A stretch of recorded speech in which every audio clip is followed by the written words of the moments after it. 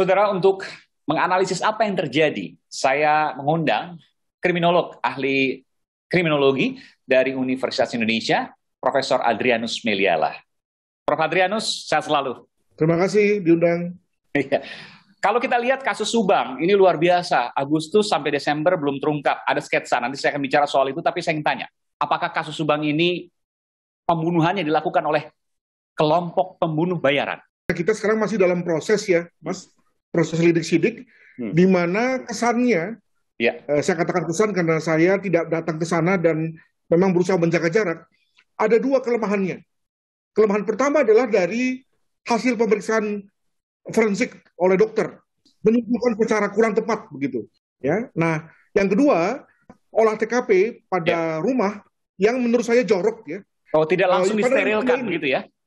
Betul, betul. Nah, pada yang kedua ini sebetulnya common situation atau situasi yang sebetulnya sering terjadi, apalagi dikaitkan dengan satuan-satuan wilayah yang boleh dikatakan sebagai bukan kota ya, bukan perkotaan, di mana jarang ya atau hampir tidak pernah mengalami kasus besar sehingga tidak terlatih anggotanya. Ya, alhasil ketika ada kasus besar begini, semua orang ingin berkontribusi, ingin berbuat baik, tapi tadi ternyata berbuat baiknya ini kemudian lalu mengacaukan, ya merusak TKP itu sendiri, sehingga kemudian sekali lagi ada jejak-jejak kaki yang sebetulnya tidak perlu ada di situ, dan ada hal-hal yang sebetulnya perlu diperhatikan malah tidak diperhatikan. Demikian. Apa yang Anda dapatkan soal TKP ini teracak-acak? Ya, contoh misalnya yang seringkali menjadi pertanyaan orang kepada saya juga adalah apa makna dari rokok, ya, rokok yang tertinggal di situ. Ya, waduh ini saya nggak tahu ya. Ada kemungkinan misalnya rokok itu adalah rokok petugas. Tapi kan ketika misalnya itu petugas dan lain sebagainya kan langsung dikonfirmasi selesai. Kelihatannya setiap kali kemudian polisi diganggu dengan hal-hal itu. Ya, jadi karena dalam hal ini ketemu hal yang baru, tapi belum tentu itu adalah alat bukti begitu ya? Betul begitu. Tidak bisa mengestablis sebetulnya bahwa memang apa yang ada di TKP itu adalah dalam tanda kutip itu perawan. Maka ya setiap kali kemudian lalu ditolak, dibantah dan seterusnya. Nah, ini juga ujung-ujungnya mengurangi kepercayaan kepada kepolisian, begitu. Oke, saya juga sempat melakukan investigasi langsung di tempat kejadian perkara, meskipun saya tidak menerobos garis polisi. Saya akan tampilkan sedikit berikut ini. Dan saudara, ini garis polisinya. Kalau Anda lihat pintu tersebut, saudara, itu adalah pintu yang digunakan untuk membawa jenazah pasca dieksekusi, pasca dibunuh, lalu kemudian diseret dan disimpan dalam mobil hitam. Ya, mobil hitam tentu sekarang ada di pihak polisian.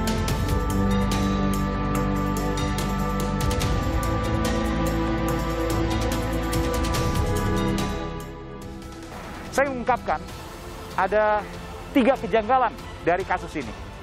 Yang pertama, saudara, tidak ada pintu yang rusak, baik pintu belakang maupun pintu depan. Jadi ia bisa masuk karena ia memegang kunci. Pertanyaannya, dari mana kunci ia dapatkan? Kemudian fakta kedua, saudara, polisi menemukan ada 2 jejak kaki yang berbeda terkait pembunuhan ini. Apakah 2 jejak kaki itu adalah jejak kaki pelaku atau bukan? Tentu ini juga masih dalam penyelidikan polisi. Dan yang ketiga, saudara, tidak ada barang yang hilang kecuali HP milik sang anak. Ini munculkan dugaan bahwa pembunuhan dilakukan bukan karena perampokan. Ini tentu motif yang harus kemudian diselidiki lebih lanjut. Kenapa kemudian ada 1 HP yang hilang? Apakah kemudian HP ini sempat merekam proses pembunuhan, eksekusi pembunuhan? Entahlah. Tapi yang jelas, handphone itu raib. Prof. Adrianus, dari 3 kejanggalan itu, apa yang bisa Prof. Adrianus sampaikan? Saya kira sejauh ini mestinya sudah ada penggambaran tentang apa sebetulnya terjadi pada detik-detik terjadinya pembunuhan. Itu lalu bisa menjelaskan mengenai mengapa terjadi kejanggalan seperti itu. Perhatikan bahwa dalam situasi pembunuhan yang bersifat dadakan, tentu akan ada perilaku-perilaku yang juga kita bisa anggap aneh dibandingkan dengan ketika ada suatu kejadian yang sudah direncanakan, ya, dalam konteks reaksi daripada sang korban. Ya. Saya mau mengatakan bahwa polisi sendiri belum bisa mengestablis sebetulnya apa yang terjadi pada saat itu. Apakah direncanakan atau tidak maksudnya? Betul. Dan yang kedua adalah apakah misalnya korban itu dibunuh pada saat sudah tidur atau masih dalam konteks berkomunikasi. Itu sendiri kan tidak pernah dinyatakan. Nah, masalahnya adalah bahwa karena kita tidak pernah tahu apa sebenarnya yang menjadi gambaran polisi tentang hari-hari, tentang jam-jam terakhir daripada si korban, maka kemudian kita lalu berpendapat bahwa ada keanehan. Padahal sebetulnya sekali lagi, bahwa dalam konteks kejahatan itu tidak ada kejahatan yang sempurna, kejahatan tidak pernah mengikuti logika dan seterusnya, sehingga kemudian hal-hal yang aneh itu sebenarnya tidak aneh kalau kita tahu apa situasinya. Meskipun saya berbeda dengan Anda, apa yang kemudian saya temukan pada saat investigasi di lapangan, kecil kemungkinan pembunuhan ini tidak direncanakan. Tidak ada barang yang hilang, dan kemudian tidak terdeteksi satupun alat komunikasi, karena bisa dicek melalui BTS dan lain sebagainya. Semua itu tidak ada. Sulit untuk tidak dikatakan ini tidak direncanakan. Satu hal misalnya mengenai kendaraan, itu lalu juga tidak pernah diestablish oleh polisi. Sebetulnya apa yang terjadi sehingga kemudian posisi akhir daripada kendaraan itu lalu seperti aneh juga sebetulnya. Alphard hitam itu ya. Yang kedua, ketika jenazah dimasukkan dalam kendaraan, itu sebenarnya maksudnya apa? Apakah memang mau dilarikan oleh kendaraan tersebut, atau sebetulnya sempat ada berpikir untuk itu tapi kemudian berubah, ya? Atau yang ketiga adalah sebetulnya sebagai suatu pengalih saja, ya, bahwa seolah-olah dilakukan oleh orang dalam, gitu ya. Nah, itu juga tidak pernah dijelaskan oleh polisi. Oke, dari semua yang terjadi ini, kesimpulan yang disampaikan oleh Pak Adrianus, Prof. Adrianus, bahwa pembunuhan ini dilakukan pasti oleh orang profesional, atau bisa juga tidak. Saya berpendapat bisa dua-duanya, masih bisa dua-duanya. Karena tersedianya waktu yang cukup, ya. Jadi kita bayangkan misalnya kalau memang benar bahwa kejadian itu dimulai pada saat korban Amelia itu terakhir berkomunikasi, jadi sekitar 11 malam, dan baru ditemukan pada pukul 5 pagi, maka selama 7 jam kan banyak hal bisa terjadi, kan? Meskipun 7 jam itu adalah waktu yang panjang, semakin panjang waktu, maka semakin banyak seharusnya jejak yang ditinggalkan. Tapi kali ini, jejaknya blank, tidak ada sama sekali.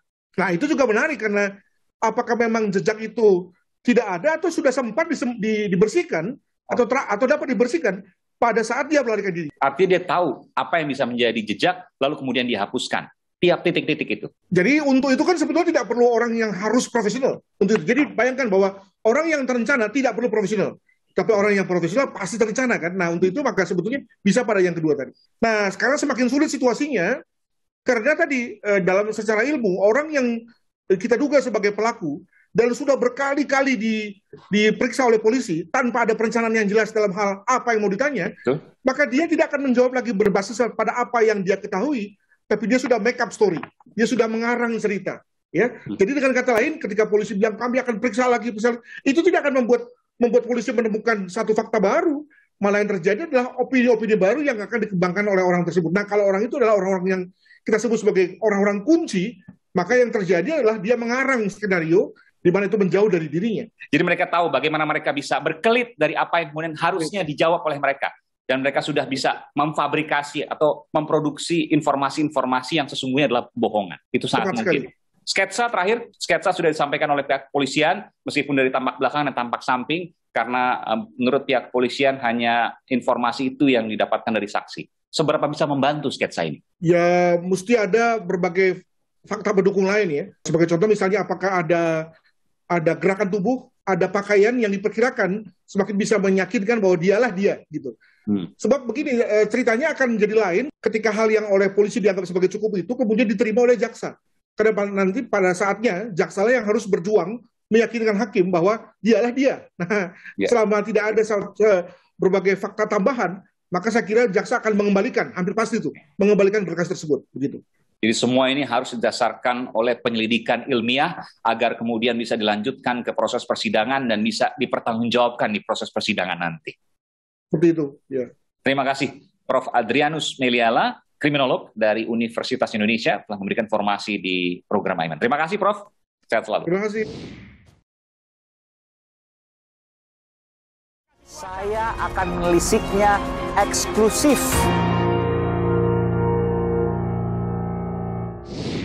Dan saudara, saya temui Kepala Desa di Cagak, Subang, Jawa Barat, Bung Indra Zainal Alim. Kebetulan juga merupakan kerabat dari korban, Ibu Tuti, ya? Ya, betul. Siapanya? Saya adik sepupu. Oke, sepupunya, ya? Ya. Dan ini rumah TKP, tempat kejadian perkara. Ini nggak ada saksi sama sekali? Pada waktu itu ada saksi mata yang melihat mobil Alphard di pinggir jalan sini. Oh, keluar dari sini dong Keluar berarti? dari sini. Oke. Ada sekitar jam 6. Ada yang bawa? Ada yang bawa. Oke. Cuma agak tertutup kacanya. Hah? Dan akhirnya mobil tersebut Kembali lagi? kembali lagi. CCTV juga nggak ada di rumah ini, nggak ada. Nggak ada. Dan ada dugaan oleh pihak polisian jenazah diseret dari dalam lewat pintu itu. Dari lewat pintu belakang. Karena kebetulan saya mendampingi ya. Anda mendampingi juga Iya, saya mendampingi. sebagai dan kepala melihat. desa dan juga kerabat. Iya. Ini dari sana diperkirakan diseret dari belakang sini itu sampai ke garasi. Di sini juga masih ada penuh darah waktu itu. Bekas darah seretan itu. Kemudian ditemukan kalung almarhumah Amel di tepat sebelah sini. Sebelumnya ada ancaman misalnya, mungkin Pak Kades kan juga tahu karena sebagai Kades juga kerabat juga. Tidak ada yang saya tahu, tidak ada seperti itu. Normal-normal saja semuanya. Normal. Makanya ada kejadian ini terkejut betul ya. Kita kaget semua. Di lingkungan ini Pak Kades pernah ada kejadian serupa atau pembunuhan misalnya, perampokan misalnya? Tidak ada. Tidak ada juga warga di sini yang dengar teriakan-teriakan misalnya? Tidak ada yang dengar. Karena memang ini rumahnya juga agak berjauhan Iya, iya, betul. dengan tetangga yang lain.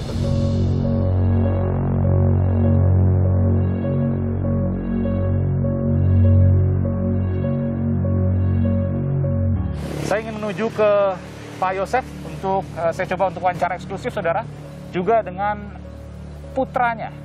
Jadi kakaknya Amel, betul ya? Kakaknya Amel. Jadi ya. anak cuma dua, Iya. Yoris dan Yoris sama Amel. Ikuti saya, saudara, eksklusif.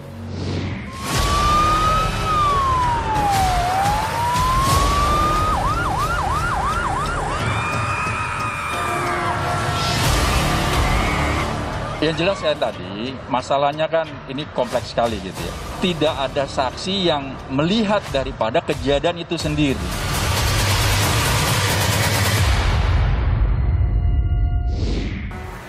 Saudara, dan untuk pertama kalinya di media, saya berhasil mewawancarai suami dan juga ayah dari korban, karena korban adalah ibu dan anak. Ia adalah suami dari Tuti Suartini dan ayah dari Amalia Mustika Ratu, Yosef Hidayah, yang didampingi oleh pengacara. Dan ini adalah pertama kali wawancara di media, eksklusif, saudara. Terima kasih, Kang Yosef. Terima kasih, Kang Rohman. Sama-sama. Kang Yosef, meskipun psikologisnya tentu berat, Kalau ini masih berat. berat selain karena ada trauma, karena kehilangan anggota keluarga, Sangat. juga saya harus katakan, pembicaraan di luar sana menuding Kang Yosef yang melakukan pembunuhan. Termasuk keluarga dari korban sendiri Iya. yang mengarahkan bahwa Kang Yosef yang melakukan. Tidak sama sekali. Tidak Kang- sama sekali melakukan apapun yang dituduhkan boleh menjadi fitnah. Gitu. Kang Yosef punya bukti soal ini? Pada saat kejadian, Kang Yosef ada di mana? Saya akan ceritakan Silakan. mulai pertemuan dengan istri di Jalan Cagak itu jam 9 malam. Mohon maaf. Ini istri Tuti Saat Suartini. ini Saya harus konfirmasi dulu. Kang Yosef punya istri muda, betul ya? betul punya. Ibu Tuti almarhumah tahu soal itu? Sudah tahu. Sudah 12 tahun. Ya. Dan menikah resmi itu? Siri? Oh, Siri. Siri, oke. Silakan, lanjutkan. Dari jam 9 Iya. pertemuan terakhir dengan istri atau mamanya Amel Iya. itu jam 9 malam. 9 malam. Saya pergi dan pamit, sangat pamit betul-betul. Tapi pas mau keluar itu, Pak tolong kalau mau keluar besinya tolong Diselot dibuka. lagi. Ya, yang Oke. di luar itu. Ya. Ah, Dan Bapak lakukan itu. Iya, saya setelah melakukan itu langsung Bapak pergi menuju ke istri muda, Oke, Mbak Mimin ya. Mbak Mimin. Oke. Kurang lebih jam setengah 10 atau 9.30. Nah, kita tidur di Tidur. kamar. Karena kenyenyakan, mungkin kecapean, kita bangun biasanya jam setengah 4, itu bangun-bangun jam 5. Oke. Jadi biasa sholat subuh di masjid pada waktu itu tidak. Tidak. Jadi intinya bahwa pada malam kejadian Bapak ada di rumah istri muda Iya. dan sampai pagi Bapak ada di sana. Bapak mau menyampaikan informasi itu. Iya, Oke. Tapi saya juga punya informasi juga, Pak. Bapak sempat datang ke rumah TKP dan di baju Bapak ada bercak darah korban.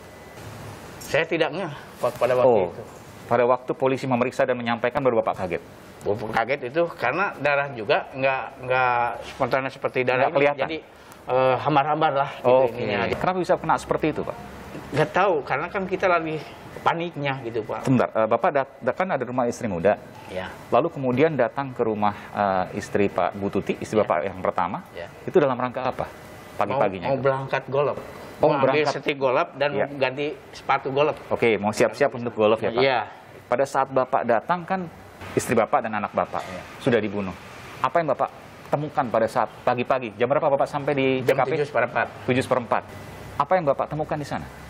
Kita kaget itu rumah semua sudah berantakan di dalam. Oke, Bapak kaget maksudnya. Kaget, langsung saya teriak-teriak memanggil anak dan istri. Bapak ketemu dengan jenazah dari istri dan anak Bapak? Pada waktu itu tidak Ketemu. tidak ketemu sama sekali. Gitu. Oke. Terus setelah itu tidak ketemu, rumah berantakan, ada bercak darah, apa yang Bapak lakukan? Saya langsung ke depan untuk menghampiri Ujang untuk Jang sini, kebersihan. Oh, itu pegawai kebersihan juga nggak ada curiga sama sekali tuh? Nggak ada, karena kan Oke. kita nggak pikir. Cuma Iya. pas keluar lagi, harus panggil Bapak Ujang. Pak Ujang, saya mau lapor aja ke ini, bilangnya saya mau ke Kapolsek langsung. Oke. Apa yang Bapak laporkan di Polsek? Nah, sebelum ke Polsek, Bapak bila cara dibilangin dulu ke mamah angkatnya Danu Iya. ke sana. Saya ngomong, wah, itu di sana jika penculikan. Penculikan. Penculikan Bapak sampaikan ke Waidanya. Waida ini siapa? Kakaknya korban. Kakak korban, kakaknya Ibu Tuti. Ya, Lalu kemudian Bapak dari situ ke Polsek. ke Polsek. Di situ kebetulan ada anggota yang kenal, itu Pak Aceh. Ya. Apa yang Bapak sampaikan di situ? Pak Aceh, itu kayak penculikan. Karena lihat pas begitu ada bekas seperti bekas Iya. ban mobil Iya. naik turun di samping pintu masuk yang sebelahnya gitu. Saya mau tanya Pak, siapa saja yang pegang kunci rumah itu? Yang pegang kunci hanya satu-satunya, mamanya di dalam, simpan di dalam. Bapak Di nggak pegang juga? Enggak Nggak pegang. pegang. Kenapa saya tanyakan ini Pak? Karena informasi ini bermula dari kenapa keluarga dekat yang dicurigai atau kenapa orang dekat yang dicurigai? Karena pada saat kejadian, pada saat eksekusi, satu, tidak ada yang hilang barang-barang. Yang kedua, tidak ada pintu yang rusak. Sudah ada clue-nya kan, pintu rumah tidak dirusak, artinya kan orang bisa masuk dengan gampang. Nah kira-kira yang bisa masuk dengan gampang siapa, ya kan? Artinya kan mungkin sudah saling mengenal, diduga sudah saling mengenal. Bagaimana Bapak menjawab ini?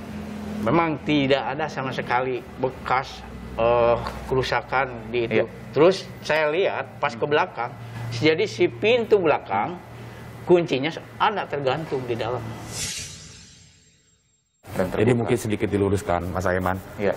Jadi pada saat setelah dia berpikir ada penculikan itu, Ya. dia segera keluar ke kantor polisi, ketemu dengan anggota yang kenal, Ya. dan datang lagi ke TKP itu bersama dengan anggota polisi. Oh, dengan polisi ya Pak ya? Jadi tidak sendirian. Oke, Sendiri. baik. Nah, sebentar. Pada saat di TKP itu sudah penuh orang. Ya. Jadi Pak Yosep pun tidak pernah diizinkan masuk lagi ke sana. Dan pada ketemu jenazahnya pada saat bersama dengan polisi tadi. Pemakaman. Enggak di mobil Pak? Yang di mobil? Ada dari situ warga tuh ada. Nah, Jadi informasi tahu ada di mobil itu dari warga yang melihat di TKP. Itu di mobil hitam Alphard ya Pak ya? di mobil hitam Alphard. Itu mobil Alphard punya Bapak ya, pribadi? Enggak, itu saya sudah berikan kepada istri saya. Artinya Bapak yang beli, cuma Iya, diberikan kepada ke ibu mamahnya. almarhumah Tuti. Iya, mamahnya. Bapak Saya- mau sampaikan bahwa itu bentuk kasih sayang Bapak kepada... Iya, kepada mamahnya.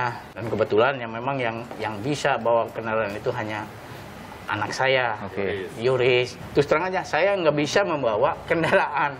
Saya harus tanyakan juga ke yang lain Pak soal ini. Apakah Bapak merasa punya musuh, utang piutang dan lain sebagainya? Saya tidak sama sekali kalau itu. Jadi untuk orang lain yang dendam terhadap keluarga Bapak, Bapak nggak pikir sejauh itu? Tidak sama sekali. Betul? Bagaimana? Ya, berdasarkan berkali-kali keterangan di kepolisian pun, Pak Yosep menerangkan bahwa dia tidak pernah memiliki musuh, tidak ada keributan dengan orang lain, dan lain nggak ada, tidak ada masalah dengan pihak manapun. Lalu Gitu. kalau kita berusaha untuk berpikir, ini dibunuh kenapa ya?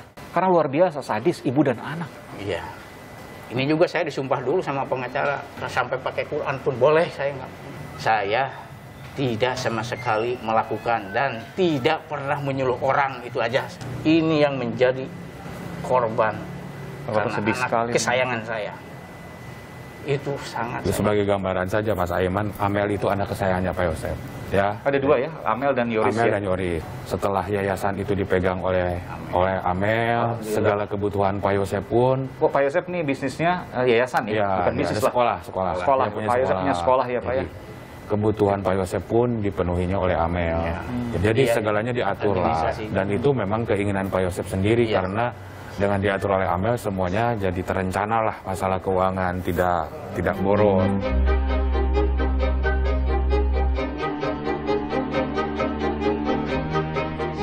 Siapapun pelakunya, ingin cepat-cepat Harus terungkap Pak. terus terungkap. Itu kasihan anak saya. Saya akan menelisiknya eksklusif. Saya akan menelisiknya eksklusif.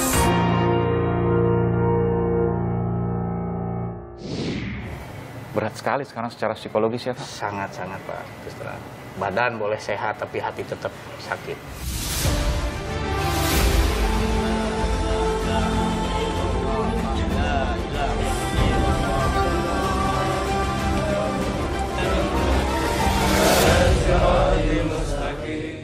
Bapak ada rencana untuk memproses hukum misalnya orang-orang yang menuding Bapak, menyerang kehormatan Bapak? Insya Allah saya akan kembalikan kepada pengacara. Jadi begini Mas Aiman, kaitan pemberitaan yang kemarin memojokkan klien saya Pak Yosef, kita sudah warning juga, terutama terkait konten-konten yang tidak berdasar lah ya, yang di YouTube bertebaran begitu banyak.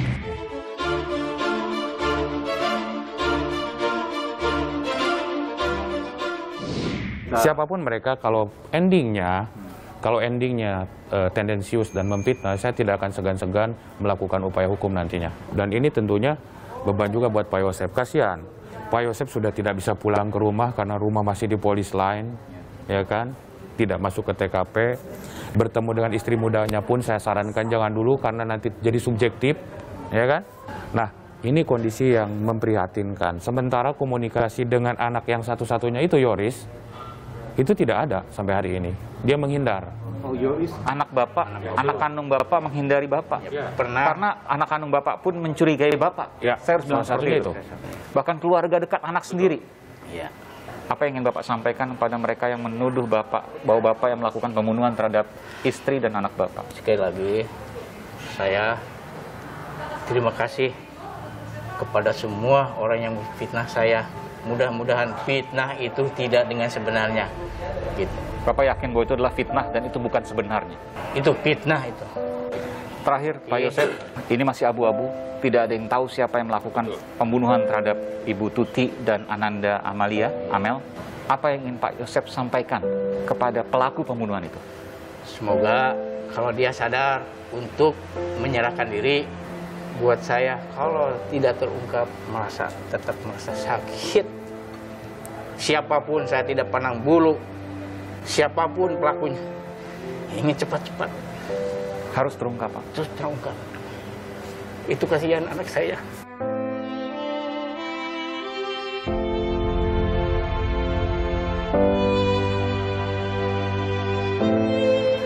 Semoga Allah cepat membukakan. Dan terima kasih sekali lagi kepada para penyidik telah memberikan pelayanan yang baik. Termasuk terima kasih kepada pendamping saya.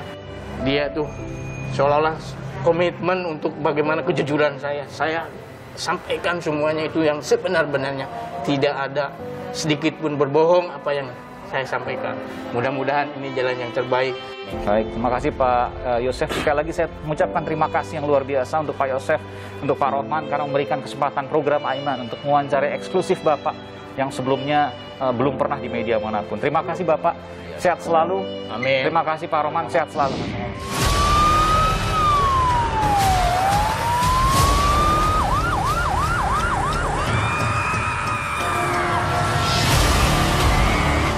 Yang jelas saya tadi, masalahnya kan ini kompleks sekali gitu ya. Tidak ada saksi yang melihat daripada kejadian itu sendiri.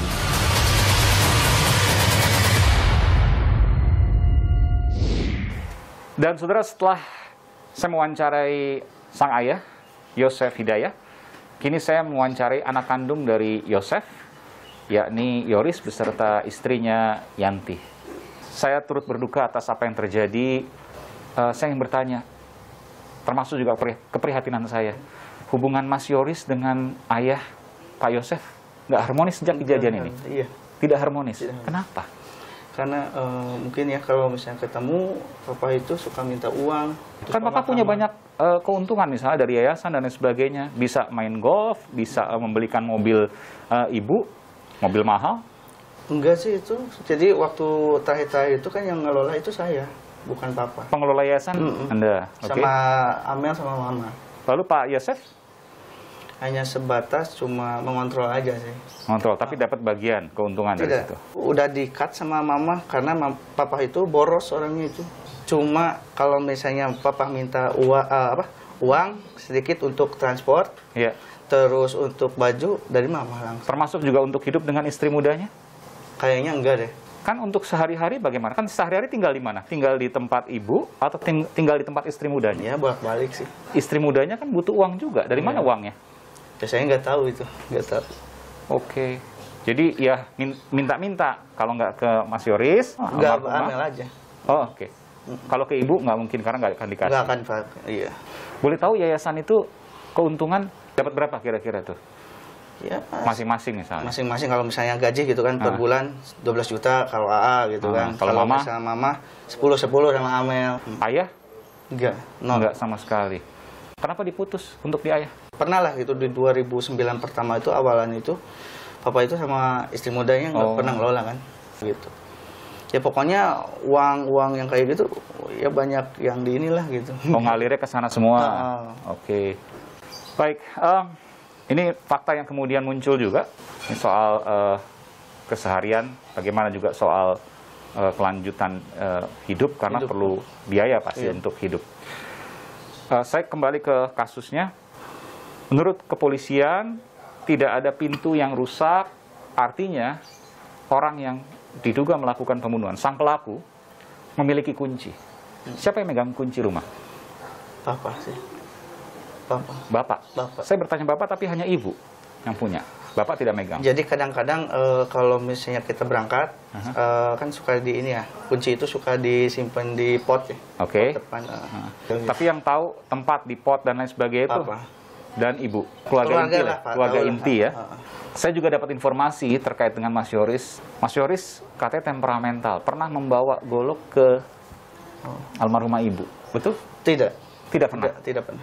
Ada cerita soal itu? Jadi kalau masalah itu udah lama ya, udah silam, sekitar 2010 atau 2009 lah kalau nggak salah itu.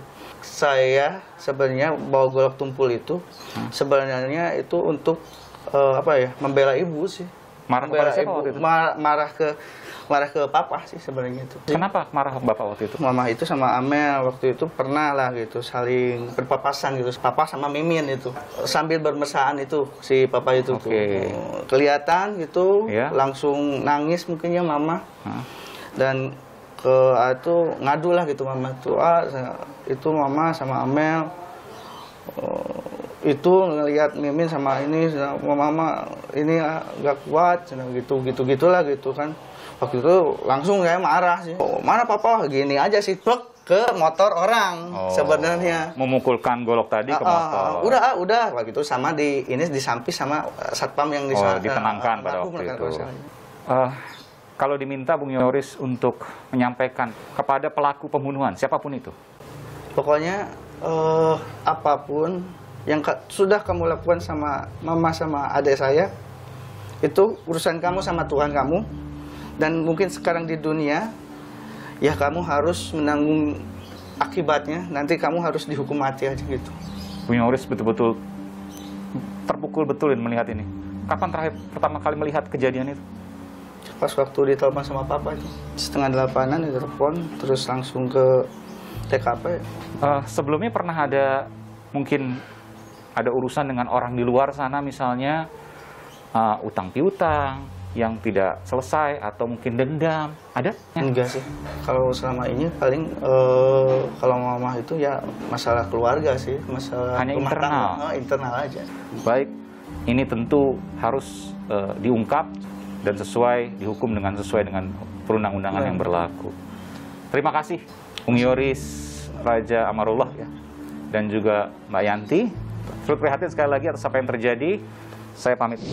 Ini sangat menarik kalau dilihat dari apakah ada kejahatan ini dilakukan oleh orang-orang profesional dalam petik atau pembunuh bayaran. Apakah pembunuh bayaran? Saya akan menelisiknya eksklusif. Saya akan menelisiknya eksklusif.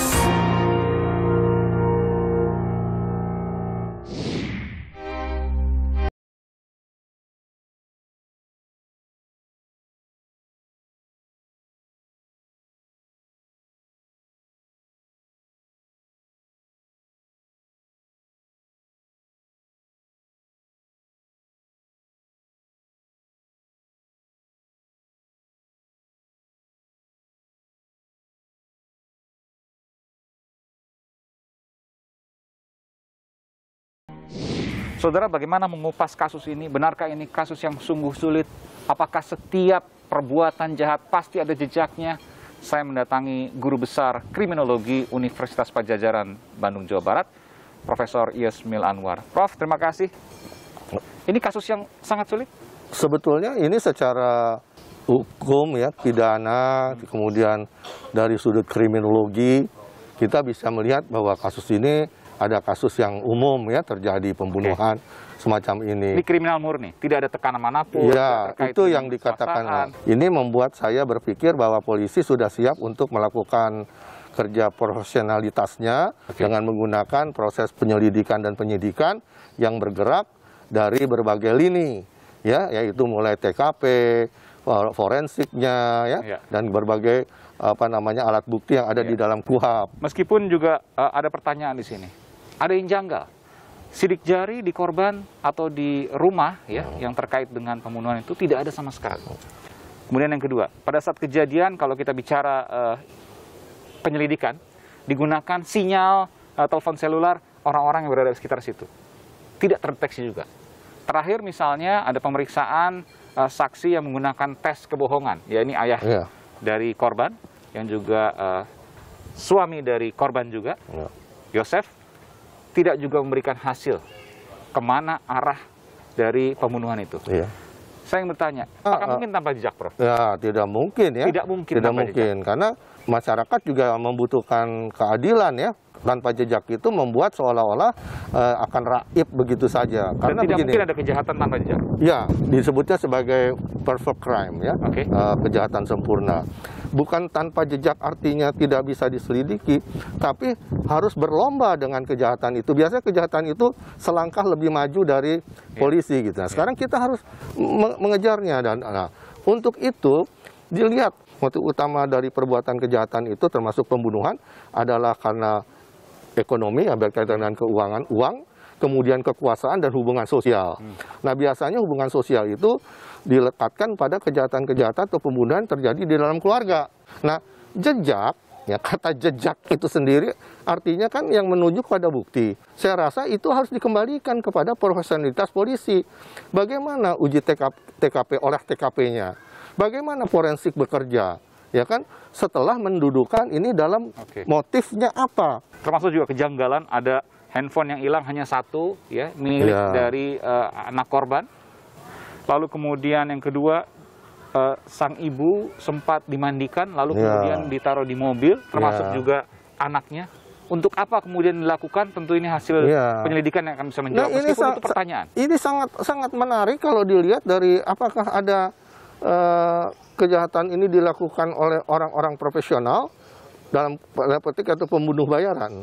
Apakah pembunuh bayaran? Nah, itu bisa terjadi semacam itu karena bisa terjadi kejahatan itu ada yang menyuruh melakukan, aktor intelektualisnya, ada yang melakukan dan ada yang membantu melakukan. Nah, yang melakukannya itu siapa? Yang tadi itu orang yang demikian sempurnanya merancang. Jadi pembunuhan berencana, merancang sehingga jejak itu bisa hilang dalam pengertian tanda kutip ya. Tadi saya katakan tidak mungkin jejak hilang kecuali kalau ya. Nah, ini yang kita bicara bahwa profesionalitas polisi ini memang diuji di sini gitu. Dan saya sudah mencoba untuk menghubungi sejumlah pihak kepolisian, baik dari Polres maupun Polda, dengan Kabid Humas Polda Jawa Barat, dan juga Mabes Polri.